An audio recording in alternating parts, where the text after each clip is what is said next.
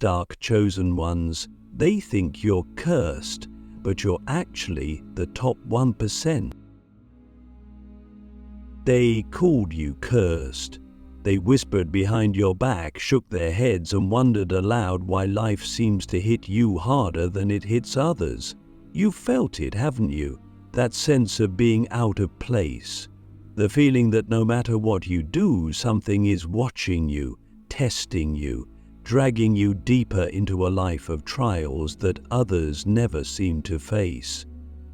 But here's what they don't understand. What looks like a curse on the outside is often the disguise of the divine. And if you're still here, still breathing, still pushing forward despite the storms, then you're not broken. You're chosen, and not just by chance. You are part of the 1%, the dark chosen ones. What does that even mean? The term chosen one gets thrown around like a fantasy trope, but in the spiritual world it's real and it's brutal. Being chosen doesn't mean you're better. It means you're burdened. It means you're being carved, not coddled. You weren't sent here to live a soft, ordinary life. You were sent here to transform yourself and the world around you. And transformation never happens in comfort. It happens in chaos, in fire, in the wilderness of the soul where no one else dares to go. Click subscribe to this channel to get more profound spiritual lesson. Let me ask you something that cuts deeper than most are willing to go. Have you ever wondered why your story is filled with so much pain, isolation, or betrayal? Why your life feels like a storm that never settles? What if, instead of asking why me, you asked, what is this making of me? Because here's the truth most people never realize. The universe doesn't waste suffering. The deeper your wounds, the greater your capacity to heal others. The darker your nights, the more brilliant your light becomes when you finally rise. But that rise, it's not instant, it's not flashy, it's lonely, and that's why most people never make it. They give up halfway. They numb themselves with distractions. They try to fit in, to be normal, to silence the voice inside that tells them they're meant for something more. But you can't run from your calling. You can ignore it, sure. You can bury it under a mountain of excuses or pretend it doesn't exist. But it'll haunt you.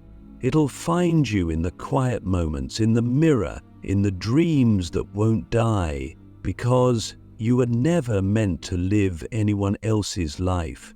You were meant to live yours, fully, fiercely, fearlessly. Now here's the paradox. The signs that you were chosen often look like signs that you were cursed. It's the abandonment, the rejection, the chronic failure, the mental breakdowns, the spiritual desolation. You may have gone through things that make no sense, losses that shattered your world, relationships that left you bleeding, moments where you were on the edge and no one knew.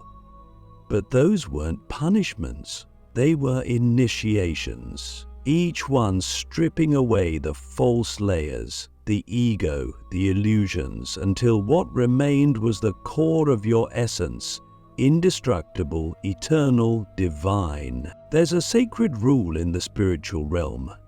The deeper the descent, the higher the potential ascension. And the dark chosen ones? We descend into places others fear to even speak of. We go into the underworld of the psyche, the shadow realms of trauma and ancestral pain, because that's where the real healing begins. That's where power is found. Not the kind of power that dominates, but the kind that liberates, the kind that breaks generational chains, the kind that lights up the world from within. And it's lonely, isn't it? The path of the chosen is a path of isolation, Not because you're unworthy of love or connection, but because your frequency is shifting. You begin to vibrate at a level that others don't understand. Conversations feel hollow. Parties feel empty. You crave depth, truth, something real. And when you don't find it, you start to feel like an alien in your own life. But that's not a sign you're broken. It's a sign shop. You're waking up. You begin to notice the lies that society feeds us. That success is money, that love is possession, that happiness is consumption. But you know better. You've seen behind the veil. You've tasted the void. And once you've done that, nothing shallow can satisfy you again. You're not here to play small. You're not here to be liked. You're here to be true, to be free, to be powerful in the most sacred sense of the word. But here's the catch. No one's coming to save you. You have to save yourself. The mentor, the guide, the breakthrough, they're all inside of you.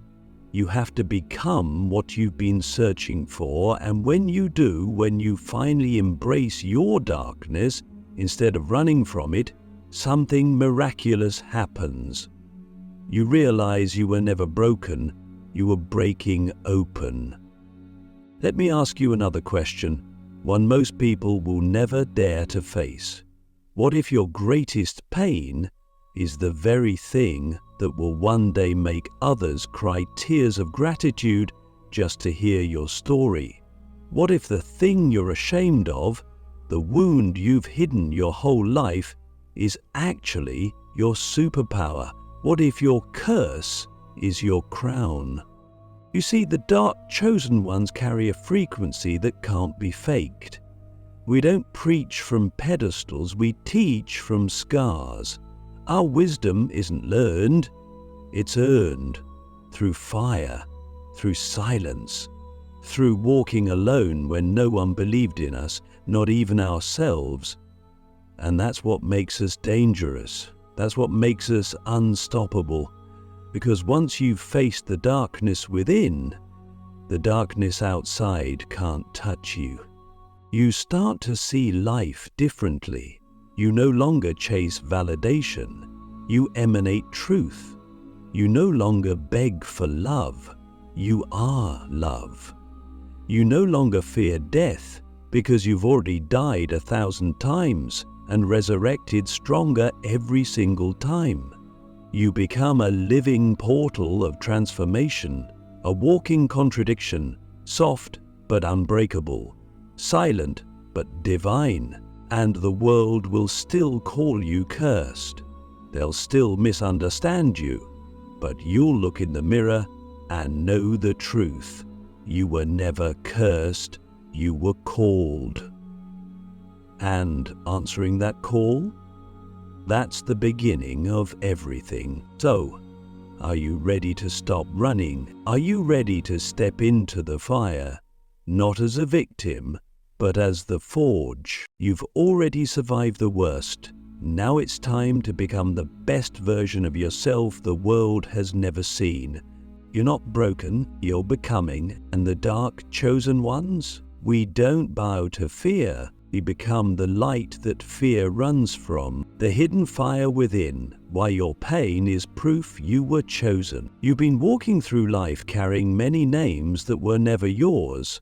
Misfit, too much, too sensitive, too intense. Maybe they even called you cursed, unstable, or lost.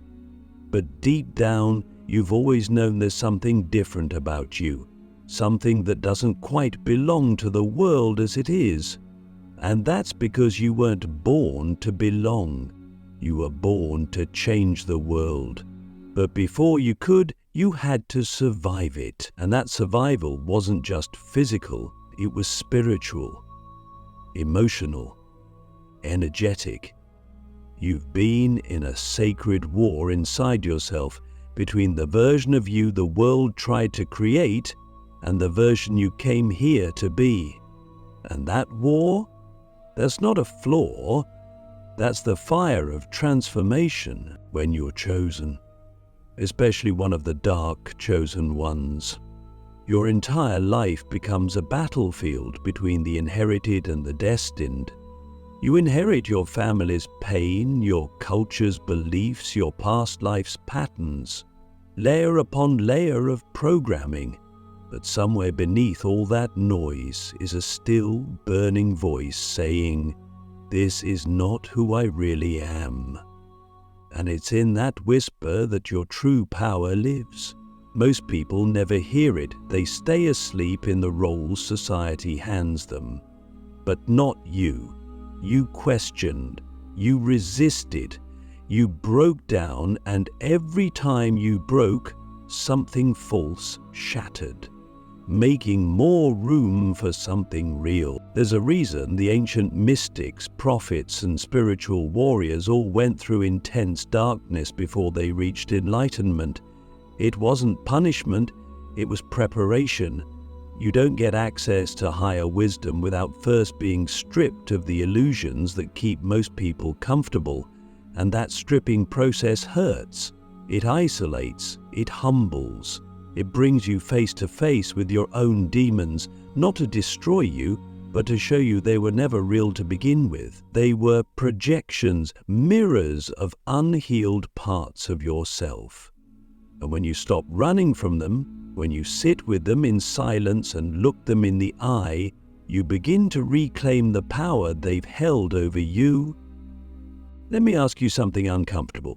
How much of your suffering has come not from what happened to you, but from the way you identified with it? I'm not talking about blaming yourself. I'm talking about the way trauma wraps itself around your identity, whispering that you are what you've been through, but you're not. You are not your pain. You are the observer of it, the alchemist of it, the being who is capable of turning that pain into purpose, into wisdom, into art, into healing for others who are still trapped in the same shadows you've walked through. The sacred war inside you is really about identity. Who are you when there's nothing to prove? Who are you when no one's watching? Who are you without the trauma, the conditioning, the masks? Most people build their entire lives avoiding those questions, but you are being forced to face them. Why? Because you are not here to repeat the cycles that broke your ancestors. You're here to end them. You're here to feel what they couldn't feel, to speak what they couldn't say, to rise in ways they never could imagine. And yes, that means carrying a weight most people can't see, but it also means carrying a light most people can't even dream of. And here's the wildest part. The more you suffer, the more capacity you develop to hold paradox. That's what makes the dark chosen ones so powerful. We learn to hold joy and grief in the same breath. We learn to laugh even while bleeding. We learn to create beauty from brokenness. And in a world that's obsessed with either-or thinking, we become walking bridges between light and dark, between heaven and earth, between what is and what could be. But none of that happens overnight. None of that happens without cost. There will be days you want to quit, days you fall into numbness or rage or despair. That's part of the path. Don't let the spiritual bypassers tell you otherwise. Awakening isn't all peace and crystals. It's messy. It's raw. It's a death and a rebirth, again and again. But every time you rise with more wisdom, more clarity, more presence, and eventually you stop fighting the war inside, not because it's over, but because you've become the kind of warrior who doesn't need to fight to win. You just are the truth, and the truth always dissolves illusion. So here's the real question. Who would you be if you stopped trying to fix yourself and started remembering yourself? What if your darkness wasn't something to erase, but something to integrate? What if your wounds were actually sacred codes, guiding you back to your original self? You're not cursed. You're calibrated for a different frequency, one that this world is only just beginning to need. And the more you embrace that, the more you'll realize you were never here to be understood. You're here to be felt, to be seen, to be a catalyst. And the sacred war inside you, that was never a sign of weakness. It was the training ground of the divine. The sacred war inside you, rising beyond the labels of this world. At some point on this journey, after the breaking, after the silence, after the long nights where you begged the universe for answers and received only echoes, something shifts. You stop looking outward. The search that once had you chasing gurus, books, philosophies, and signs begins to turn inward. Not because you gave up, but because something inside you began to remember. Remember what? That you were never lost, that the light you were looking for was never in the sky, in the temples, or in the words of others. It was always in you. And this is the final awakening, the realization that you are the one you've been waiting for. It doesn't hit like a lightning bolt. It doesn't come with fireworks or applause. It arrives quietly, often when you've stopped expecting it. You're washing dishes or walking alone or crying on the bathroom floor, and suddenly you feel it. A stillness, a knowing, a presence that doesn't come from outside, but rises from within your chest like fire and water at the same time. It speaks without words. You are it. You've always been it. The world wants you to forget this. It wants you to believe you're small, broken, dependent, that you need fixing, that you need saving. But awakening is the opposite of that illusion. It's not about becoming something new. It's about unbecoming everything that was never truly you. It's about peeling away the layers of fear, shame, doubt, and conformity until you return to your original essence, pure, powerful, limitless. But here's the truth most don't want to say out loud. Awakening is not a destination. It's not a final state of perfection. It's a lifetime of remembering, forgetting, and remembering again. It's sacred repetition. Each cycle takes you deeper, not higher, because the deeper you go, the more of yourself you reclaim. Not the self society told you to be, but the self that existed before the world touched you, before the trauma, before the masks, before the noise. And in that self, there is no fear, no need to prove, no hunger for approval. There is only presence, only power that doesn't shout, but radiates. You become a mirror for others, not by trying to change them, not by preaching or convincing, but by being. Because when you embody your truth, you give others permission to remember theirs.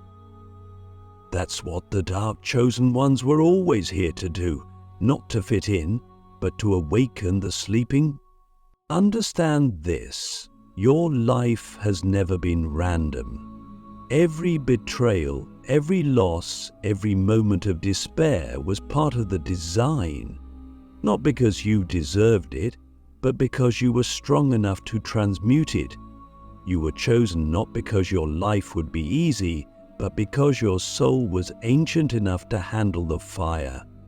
And now, after everything, you are being asked to step into your role, not as a victim of life, but as a co-creator of it. But what does that look like practically? It looks like radical self-responsibility. No more waiting for someone to give you permission, no more diluting your truth to make others comfortable. No more hiding your gifts out of fear of being seen. It means showing up every day as the most authentic version of yourself, even when your voice shakes, even when your hands tremble. Because your authenticity is the portal, your truth is the revolution. It also means embracing solitude, not as loneliness, but as sacred space. The quiet isn't empty, it's full of answers. It's where you meet yourself without distraction. It's where you hear the voice of the divine, not in thunder, but in whisper. And once you learn to be with yourself fully, without trying to escape, you become magnetic. Not because you're trying to attract, but because you've become whole. So I ask you, soul to soul, what are you still waiting for? A sign? A miracle? A moment of perfect alignment? What if the miracle is you? Alive, aware, and awakening in a time when the world desperately needs light bearers who have walked through the dark and survived. You are the sign. You are the answer. You are the medicine the world has been praying for, and it's time to stop doubting that. Yes, the world may still misunderstand you, they may still call you cursed, but you'll smile, not with arrogance, but with compassion, because you'll know something they don't yet remember, that the darkest path often belongs to the soul carrying the bright. And now, you get to choose. Will you keep dimming to fit into a world that was never built for your brilliance? Or will you finally rise, not in ego, but in essence? You don't need to be perfect, you just need to be real. You don't need more time, you need more truth. You don't need more validation, you need more you. The final awakening is this: realizing that no one is coming to save you, because you were born to remember that you are the one, the healer, the warrior, the alchemist, the embodiment of something eternal that cannot be named, but can be felt in every heartbeat. You've already walked through hell, now walk like you own heaven. Welcome home, the final awakening. Why you were always the one you've been waiting for. And now that you've come this far, after walking through the fire, after facing every shadow, after losing pieces of yourself in battles no one saw, you stand at the edge of something sacred. Not the edge of a cliff, but the edge of a new becoming. The old you is behind you, not dead, but transformed. The pain didn't disappear, but it no longer controls you. The fear is still there, but it no longer defines you. You look at your reflection and no longer see someone trying to survive. You see someone who knows, someone who remembers. This is the moment when you realize you don't need to chase anything anymore. You don't need to become someone else to be worthy. You don't need to prove your value. You are the value. You are the embodiment of lifetimes of wisdom, of ancestral prayers, of cosmic alignment. You carry in your body the memory of stars, in your voice the power of the unseen, and in your heart the map to liberation. And for the first time, you trust it. You trust yourself, not because the world told you to, but because you earned that trust through the fires you've walked through alone. You are no longer the seeker. You are the source. The dark chosen ones don't follow paths, they make them. We are the bridges between realms, the voices for the voiceless, the ones who carry the medicine of truth into spaces poisoned by illusion, and we do it silently, humbly, with eyes that have cried oceans and feet that have walked through storms. We don't need to shout who we are. We radiate it. We don't need titles or followers. We are followed by energy, by truth, by the magnetic pull of authenticity in a world starving for something real. Let me ask you one final question, and I want you to sit with it, not just in your mind, but in your soul. What would your life look like if you stopped hiding your power?